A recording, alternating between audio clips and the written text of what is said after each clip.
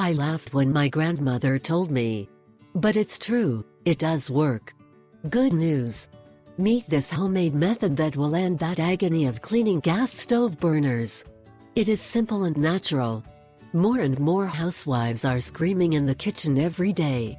It is very disgusting, boring and tiring every time you finish cooking and you notice that black thing that is accumulating in the burners of your stove. In exchange for that, there are more and more houses that are preferring glass ceramic instead of LPG gas burners. Stove burners in kitchens are somewhat difficult to clean. It all happens that we forget something we have on the stove, from frying pans with oils, splashes of fat, cream of milk, or when we spill coffee. The most affected are the burners, making them a disaster. When we realize, it's too late. But good news! Know this home method that will end that agony. We show you this trick that will help you clean your burners and they will look like new. You just need a few pieces of this fruit and little time and patience, and you will notice the difference.